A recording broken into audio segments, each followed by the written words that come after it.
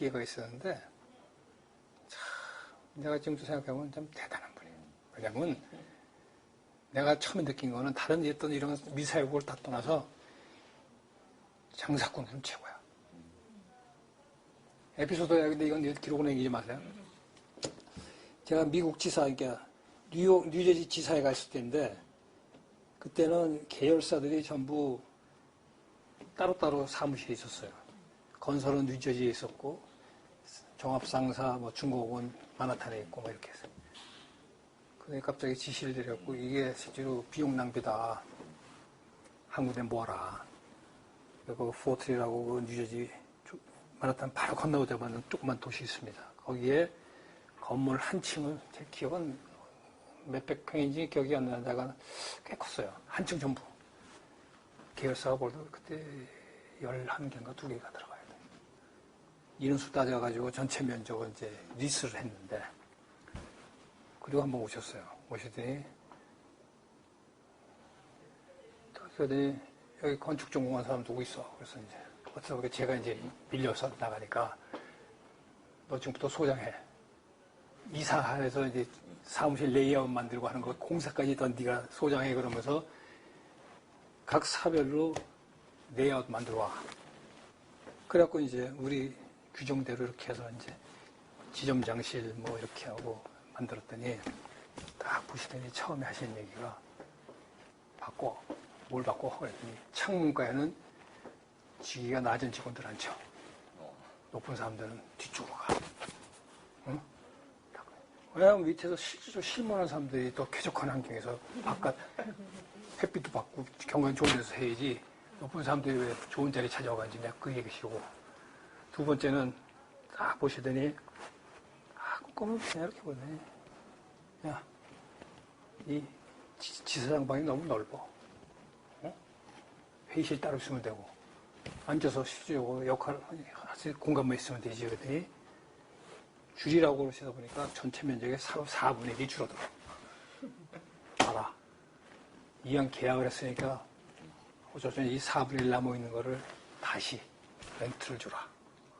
그럼 비용을 절감하는 거 아니냐. 딱 그러시다. 그때 내가 느낀 게 이 양반 대단한 오나지만 대단한 장사꾼이다. 그런 생각을 딱 받았어요. 그런 어떤 생각 자체가 저는 뭐 그때는 뭐 어렸을 때니까 잘 거기까지 감도 없었지만 그 말씀 한마디 한마디가 아주 이게 딱 한 번은 이제 오셔가지고 중동에 급한 일이 생겨갖고 이제 텔렉스 그때는 텔렉스 할 때요. 그때는 무슨 다른 거 없었어요. 텔렉스 아니면 전화 아니면 이제 공문 쓰는 거니까 내가 부르는 거를 영어로 영역해서 보내서 텔렉스 보내라 이거야. 내가 할 줄 알아야지. 그랬더니 미국 여직원을 불러달라 했더니 얘는 한국말 모르잖아. 네가 그럼 번역해가지고 말씀하세요. 번역해가지고 이렇게 통역해 그러면서 하시더니 한번 오지 아세요? 내가 6개월 때 다시 올 때까지 올 테니 그때는 내 말 듣고 바로 그 자리에서 영어로 번역해서 줄 수 있도록 그렇게 공부해. 그 다음에 오셨는데 잊어버린 줄 알았지? 야, 정 과장, 공부했어? 거짓말했지, 뭐 했습니다. 그랬더니, 알았어. 더 열심히 해. 그랬더니 우리 지사장님 보고, 얘 공부해서 더 잘하는데 한번 계속 관찰해가지고 보고해. 이러고 가시더라고. 그게 하나의 동기부여예요. 나중에 보니까 그 자리는 얼어가지고, 그때 명예회장 그러면 꼼짝도 못했대. 우리 부동산에서 서 있을 때네. 다 그러시더라고. 그럼 뭐, 지금쯤 자연스럽게 뭐 이렇게 하시면 될 것 같습니다. 지금 뭐 시작해도 되겠죠. 예. 그 아산관련 구술자료 수집 사업, 아산 증균가나 그리고 현대그룹 성장사에 관한 이야기를 오늘 나누도록 하겠습니다. 오늘 구술자는 전 현대건설 대표이사 사장을 지내신 정수영 사장님 모시고 인터뷰를 진행하도록 하겠습니다. 오늘 날짜는 10월 29일 오후 2시 10분입니다. 일단 구술 편을 위해서 구술자들 면담자, 창업자 이렇게 용어를 정리하고 시작하겠습니다. 먼저 우리 구술자의 개인 생일을 여쭤보도록 하겠습니다. 생년월일과 고향을 좀 말씀해 주시죠. 1952년 9월 17일생입니다. 예. 출생지는 서울이고요. 예. 그러면 그 학교는 서울에서 이제 다 나오고. 네, 학교에서 서울에서 다녔고, 그, 군대에 ROTC로 갔다가, 이제 제대할 때쯤 돼서 현대건설에 입사해갖고, 75년 7월 1일부로 현대건설에 입사했습니다. 75년도 입사했어요. 네. 그럼 구술자의 그 본인 가족, 지금 현재 가족 말고 부모 형제 자매 몇 남 몇 녀? 3남 3녀였었습니다. 아, 3남 3녀. 그중에 몇째라? 그때 제가 위로 형님이 한 분 계셨고 누이가 하나 있고 세 번째입니다. 어릴 때 가정 환경은 좀 어땠습니까? 아버님이 공무원이셨기 때문에 사실은 그 경제적으로는 그렇게 어렵진 않았었습니다. 그래서 그 형제들이 많았는데도 불구하고 고등학교 때까지는 뭐 부모님 덕에 학교를 다녔고요. 예. 대학에서는 이제 소위 아르바이트 하면서 이제 조금은 이제 뭐 보탬이 되겠다고 하면서 그러고 학교를 다녔습니다. 예. 그럼 학창 시절을 초중 고등학교 대학교 기억에 가장 남는 거 하나를 고른다 그러면 어떤 거예요? 기억에 나는 가장 남는 부분은 제가 그 호적상으로 나이가 52년생이에요. 근데 실제로 학교는 만 4살에 들어갔습니다. 초등학교를. 만 4살? 예. 그래서 그 이유는 뭐 하도 뭐 개구장이었다고 그래서 학교를 보내면 좀 낫지 않겠느냐 하는 게 우리 할머니 말씀이었는데 일단은 그래갖고 57년도에 하여간 초등학교를 들어갔어요. 그래가지고 하여간 뭐 재수 한 번 안 하고 하여간 공부를 썩 잘하지는 않았지만 입학 시험에는 운이 있었고 떨어지지 않고 잘 붙어서 다녔습니다. 그래서 가장 인상에 남는 거는 초고등학교, 고등학교 때 체력 검사를 해요. 그러면 나이 순으로 하거든요. 그러면 저희 동기들이 보통 50년생 내지 51년생인데 항상 저 혼자였습니다. 던지기, 달리기, 넓이뛰기 하잖아요. 그러면 제 나이에 맞는 그 소위 표준이라고 하나요? 예. 이게 없었습니다. 그러니까 우리 체육 선생님이 나는 별도로 하면서 항상 뭐라 그러시냐면 너 때문에 한 번 더 한다 이렇게 얘기하셨어요. 그게 기억에 남습니다. 이거 4살에. 근데 천재라서 그런 건 아니에요. 하도 개구장이다 보니까 학교 보내면 좀 나아질까 싶어서 보냈다는 얘기를 할머니가 노상하셨습니다. 예. 뭐 주로 하는 취미 활동은 어떤 거예요? 취미는 음악을 좀 좋아했어요. 그래갖고 고등학교 2학년 때부터 조금은 이런 얘기 막 해도 되는 겁니까 모르겠어요. 뭐 괜찮아요. 그런데 기본 갑자기 어느 날 그 팝송을 듣다가 거기에 심취가 돼가지고 그때 전우승 기타학원이라고 있었습니다. 거기 등록을 해서 가서 기타를 배웠습니다. 그래가지고 고등학교 때는 그래도 이제 잘은 못하지만 대학 들어가서는 그룹 밴드를 좀 한 1년 동안 했습니다. 그러니까 지금도 사실은 그때가 제일 그래도 어떤 취미라 그럴까 하고 싶은 일을 정말 열심히 했던 시절이 아닌가 싶고요. 한 가지 자랑을 하면 그때 불렀던 노래 가사는 아직도 다 기억합니다. 그때는 자작곡도 만들었어요. 아니, 그건 자작곡은 아니고 주로 불렀던 팝송 가사를 아직도 다 잊어버리라고 더 이상 기억을 한다는 얘기입니다. 예. 예. 그 지금은 뭐 어떤 일을 하고 계신지 좀. 지금은 이제 제가 2018년도에 이제 현대건설에서 그만뒀고요. 예. 2년 동안은 이제 그 회사의 자문역을 하다가 예.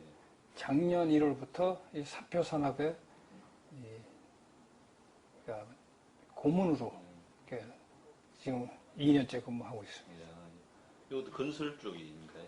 삼표 산업은 주로 이 콘크리트 계통의 소위 소재 산업하는 회사입니다. 그러니까 레미콘, 세멘트, PC 제작하는 회사죠. 예.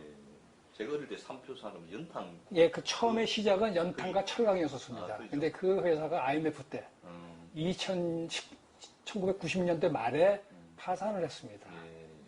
예. 지금 회장님이 이제 그 선대 회장님의 작은 아들님인데 그때 어려운 시절 겪으면서 다시 재창업을 하셔가지고 세멘트 계통의 예. 사업을 일으키신 분이죠. 그럼 혹시 뭐 개인적으로 뭐 좌우명 이런 게 있습니까? 좌우명이라고 얘기하는 것보다는 그냥 제가 항상 신조를 느끼는 거는 이게 참 어려운 일을 해서 제대로 해보지 못했는데 내 앞에 있는 사람을 행복하게 해주자. 그게 제 좌우명입니다. 아니 저 기록 보니까 이게 사장하시면서 직원들과의 커뮤니케이션도 엄청 잘했다는 그런 소문. 글쎄 그게 이제 그런 일환이에요. 조직이라는 거는 저는 그렇게 생각한 게 이 조직의 근간은 직원들이거든요. 물론 남들은 고객이라고 얘기를 하지만 고객도 사실은 사내에 있는 고객은 직원들인데 직원들이 행복하고 직원들이 정말 열정적으로 일을 할 수 있게 만들어줘야 회사가 제대로 역할을 하고 발전하는 거지 직원들이 그러한 생각을 가지지 못하고 회사를 다니는 게 실제로 힘들고 어려우면은 회사는 잘 될 수 없다고 생각합니다. 그래서 제가 뭐라고 우리 직원들한테 얘기했냐면 아침에 눈을 뜨면 어서 가고 싶은 회사를 만들자. 그게 우리 직원들하고 항상 한 얘기입니다. 그렇기 위해서 나름대로 노력을 했어요. 저는 중역들이나 이런 사람들보다는 직원들하고 더 많은 기회를 가지려고 노력을 했습니다. 그런 평가들이 너무 좋게 나와가지고. 별 말씀. 예. 그럼 우리 구슬자의 직장 생활, 현대 생활에서 여쭤보도록 하겠습니다. 그럼 학교 졸업 후 첫 직장인가요? 네, 첫 직장입니다. 예. 그럼 그때는 공채인가요? 첫 특채? 공채입니다. 그럼 공채 과정에 대해서 좀 말씀해 주세요. 제가 사실은 학교 다닐 때 아까 잠깐 말씀드렸지만 다른 데 좀 심취를 해가지고 공부를 제대로 잘 안 했어요. 학점에 제대로 따서 졸업은 했지만 뭐 F도 한 2개 들고서 그대로 졸업도 했고 그러다 보니까 갑자기 군대를 가서 근무를 하다가 제대할 때가 가끔 다 돼가면서 생각해 보니까 갑자기 공부를 하고 싶은 거예요. 그때 무슨 공부를 하고 싶었냐? 조경을 이렇게 공부를 하고 싶어가지고 저희 부친께 저 제대하고 대학원을 좀 가겠습니다. 제가 벌어서 갈 테니까 실제로 돈은 걱정 마시고 갈 수 있도록 해주십시오. 그랬더니 아버님이 아무 말씀도 안 하세요. 그런데 어느 날 갑자기 현대건설에서 통지가 왔어요. 면접 보러 오고 시험 보러 오라고. 아버지께서 현대건설에다가 입사 원서를 내신 거예요. 아버님께서 이제 울산 세관장을 하셨었습니다. 뭐 그 전에도 있었지만 이제 관세청에 계시다가 이제 제가 입사한 이듬해 돌아가셨지만 아버지께서 제가 공부하라고 했을 때 나름대로 느낌이 있으셨던 것 같아요. 오래 못 사시겠다 하는데 그 젊은 나이에 돌아가셨어요. 25년생이셨었는데 76년에 돌아가셨으니까 52에 돌아가셨습니다. 그때 관세청 차장을 하셨는데 그래서 제가 공부하겠다니까 아버지께서 반대하시면서 그때 현대건설의 이명박 회장님이나 우리 정지용 회장님이 우리 부친이 아셨어요. 울산 중공업 맨 처음에 막 지으실 때 아버지가 거기 세관장을 하셨습니다. 그래서 업무적으로도 아마 연관이 있었던 것 같아요. 그래서 오라 그래서 이게 무슨 일입니까? 라고 물어봤더니 취직했으면 좋겠다. 이왕 취직하려면 넌 전공이 건축이니까 현대건설 가서 했으면 좋겠다. 아버지 부탁이다. 이러시더라고요. 그래서 가서 시험 보고 면접 보고 원래는 9월 1일부터 이제 신입사원이 근무를 하게 되는데 또 아주 일복이 많아가지고 6월 30일 날 제대하고 7월 1일부터 바로 조기 근무를 했습니다. 제대하자마자 바로 근무. 바로 그 다음날 갔어요. 무교동에 사옥이 있을 때입니다. 그때는. 무교동 사옥. 예. 그렇게 해서 현대건설 입사를 하게 됐습니다. 입사는 일단 본인 의지보다도 저희 의지는 없었어요. 아버지 의지. 그래서 제가 이제 여담입니다는 지금까지 현대건설 다니면서 사표를 한 7번을 썼을 거예요. 근데 그때마다 우리 선배들이 다 찢어버리는 바람에 오랫동안 근무하고 사장까지 하게 됐죠. 그럼 입사 당시 그 현대건설 분위기는 좀 어떻던가요? 그때는 정말 제가 입사했을 때 현대건설의 다른 쪽은 모르겠고요. 현대건설 건축부의 인원이 160명 정도 됐습니다. 저는 그건 기억합니다. 그때 이제 해외 괌, 베트남까지 포함했을 때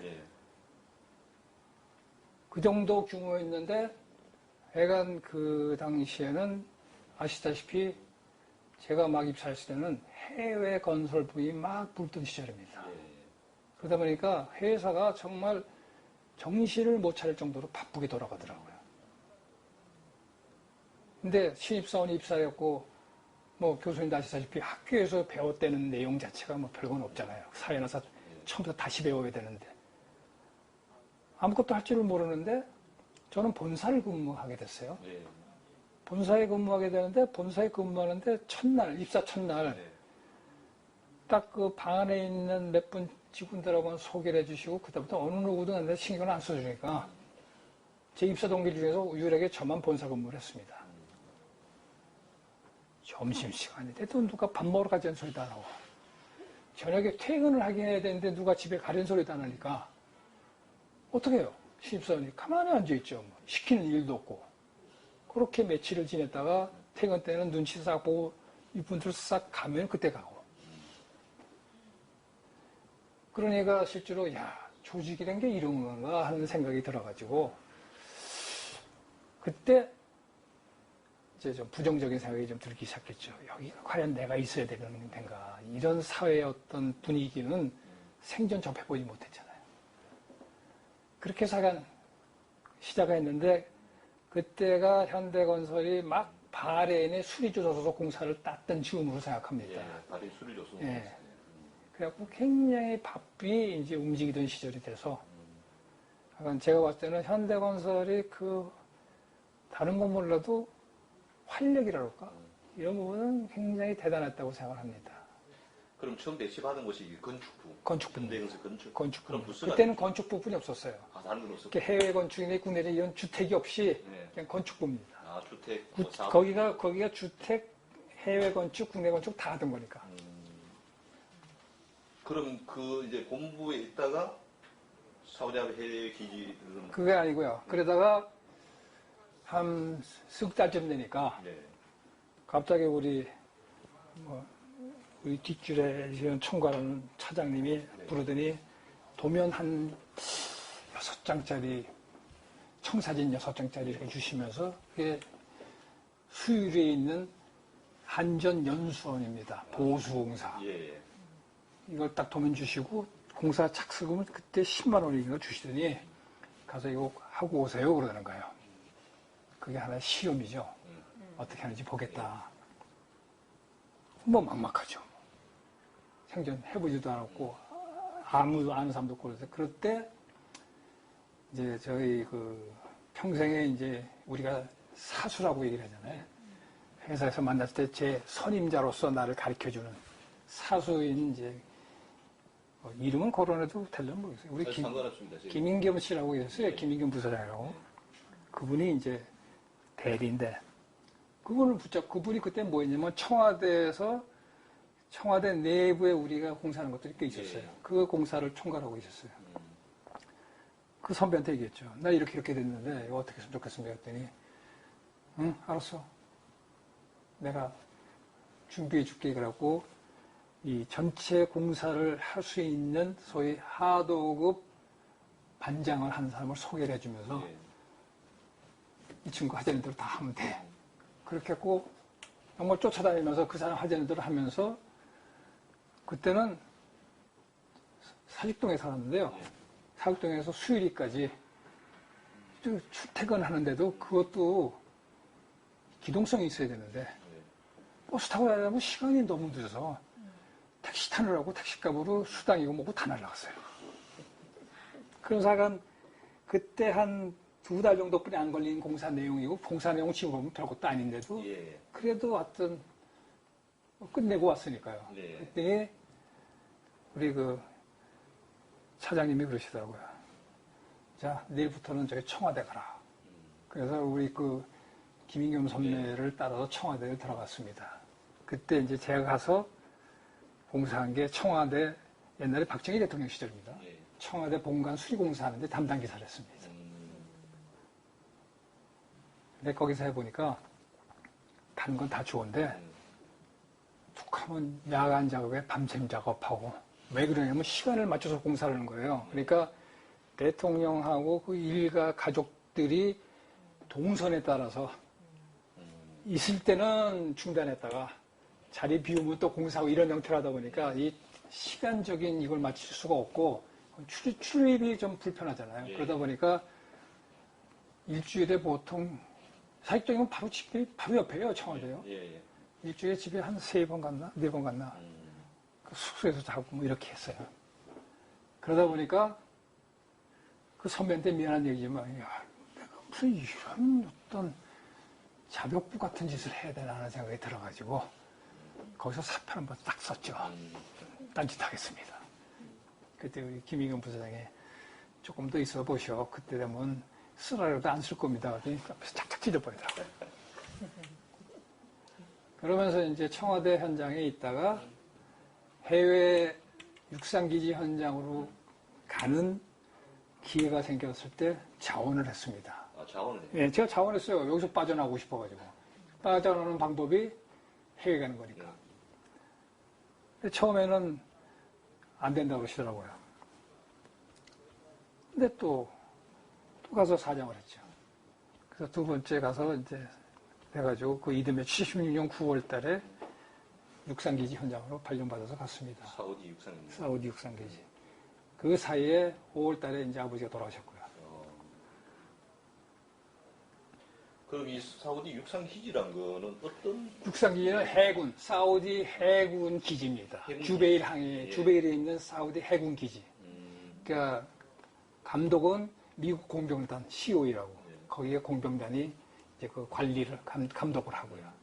거기에 이제 그럼 한국인도 많았습니까? 그때는 다 한국인입니다. 아, 이제 그때는 근로자들은 다 한국에서 선발해서 갔습니다. 예. 그 당시 그럼 이 중동의 분위기는 좀 어땠습니까? 아, 아무래도 냉전 시대니까. 이렇게 생각하면 정치적인 건 잘 모르겠고요. 예. 하여간 사회적인 어떤 이런 거는 완전히 이슬람 국가에 대한 뭐 저는 뭐 아무런 사전 지식도 없이 갔는데 행동의 제약이 굉장히 많은 사회죠. 그리고 아시다시피 술을 못 마시는 나라고. 예. 그 다음에 실질적으로 외부에서 이 활동을 하는데도 이 도심지하고 워낙에 많이 떨어져 있는 거니까 거의 뭐 캠프 안에 갇혀있던 상황이고 그때 제일 힘들었던 거는 1년에 휴가를 한 번씩 옵니다. 지금은 4개월에 한 번씩 옵니다. 해외 가면은. 그러니까 저는 군대에서도 달력에다가 이 짝대기 난 거 봤는데 사우디 가서는 짝대기 긋기 시작한 거예요. 에피소드 하나 말씀드리면은 사우디를 가는데 그때는 대한항공이 바레인까지만 갔습니다. 그럼 바레인에서 주베일까지 사실은 걸프에어라고 또 비행기를 타고 들어가야 되는데 그 비행기가 잘 연결이 안 되다 보니까 바레인에서 주베일 항까지 바지선을 타고 들어갔습니다. 우리 해상의 물류에 운반하는 바지선이에요. 6시간을 타고 들어갔는데 전 배멀미라는 게 그런 데로 버티겠는데 밤새 가가지고 아침에 동이 허하게 뜨는데 가보니까 임시로 부두 만들어 놓은 데서 이제 탁 이렇게 두는 사우디 세관원들이 나와서 이제 출입구에 하더니 숙소를 갔는데 그때 숙소를 막 짓고 있었거든요. 가설 숙소를. 텐트를 이렇게 쳤고 텐트 속에 군대 같은 야전 침대들 있잖아요. 그게 쫙 놓여 있어요. 그게 숙소예요. 임시 숙소. 그건 좋은데 텐트 주변에 이렇게 깊이 한 30cm나 또랑이로 이렇게 파져 있어요. 그 안에 담배가루가 쭉 들어가 있고 중분대문데 새까만 전갈이 죽어 있는 거야. 담배가 그 전갈을 못 들어오게 막는 모양이에요. 그러니 잠이 옵니까? 그게 이제 처음 갔을 때 사우디에서 느꼈던 에피소드인데 그 일을 하는 즐거움이라는 걸 갖다 사실은 느끼면은 재밌어요. 왜냐면 성취감이라는 게 저는 건설업 하면서 제일 좋은 직업이라고 건설업이라고 느끼는 건 뭐냐면 내가 한 일에 대한 성취감을 내 눈으로 확인할 수 있는 겁니다. 그때 우리 근로자들이 다 한국분인데 그분들은 정말 그때 그 양반들 시급이 1불 5센트, 1불 10센트 할 때예요. 그때 환율이 제격에 450원입니다.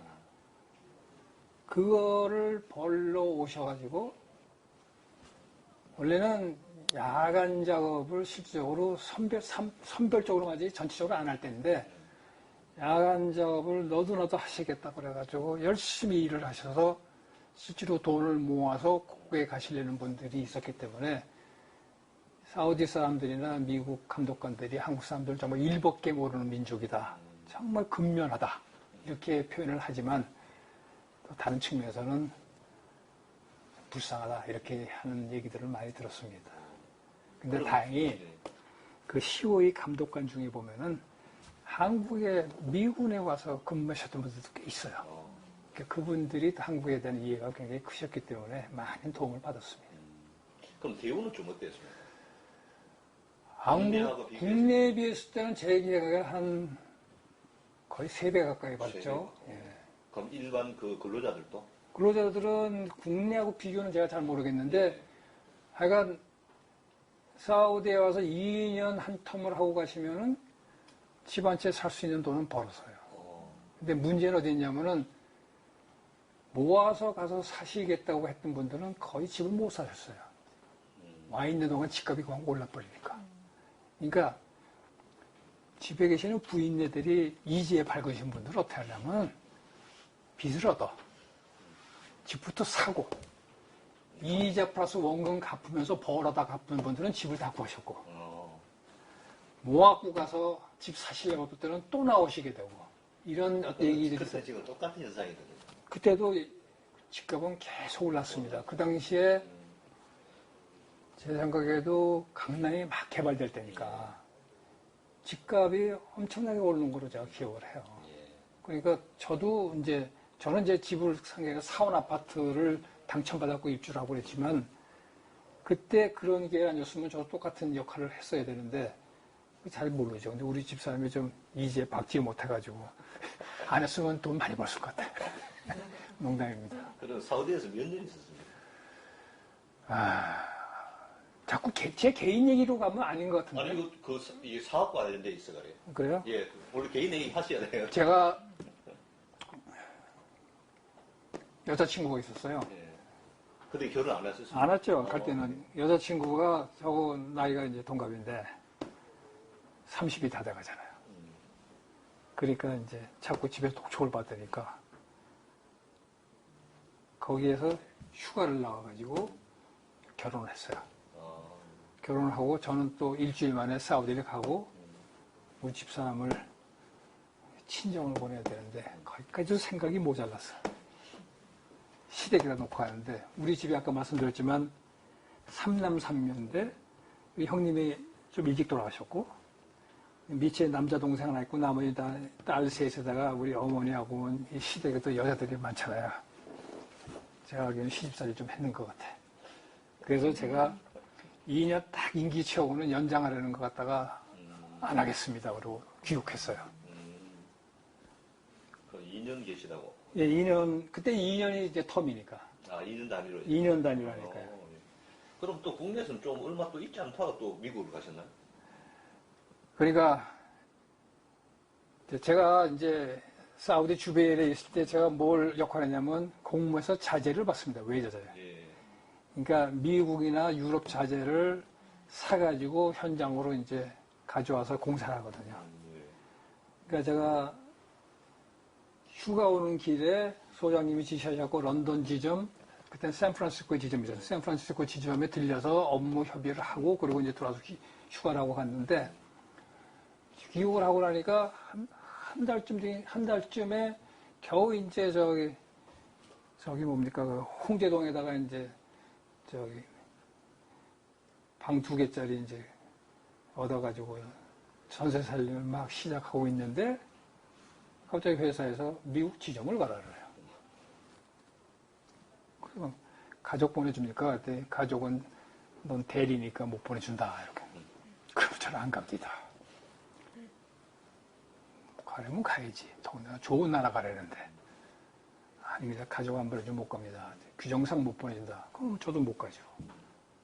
근데 그때 샌프란시스코 지사장을 했던 분이 저에 대한 어떤 이 느낌이 계셨던지 그분이 정수현이를 꼭 보내라고 자꾸 그러신 모양이에요. 그러니까 이제 본사에서는 가려는데 안 가지. 갈 시간은 이제 정해져 있어 가야 되는데. 그래서 각설하고 어떻게 타협이 됐느냐. 너 가서 6개월만 있으면 가족 보내줄게. 이렇게 이제 약속을 받고 갔습니다. 그래서 그때는 샌프란시스코에 지점이 있어야 됩니다. 6개월이 지나도 소식이 없어요. 그래서 거기서 제가 사표를 냈습니다. 나는 가정이 직장보다 중요하다. 그 점수 딴 것 때문에 지금까지 살아요. 그래갖고 제가 주로 도저히 얘기하는 사표를 냈잖아요. 그 제가 기억했어요. 그냥 자비로 비행기표 사가지고 갑니다. 그러고 이렇게 해놓고 난리가 났죠. 근데 그때는 정말 철부지예요. 눈앞에 아무것도 안 보이고 난 내 개인적인 어떤 이 가정생활에는 다른 생각이 없는 거니까.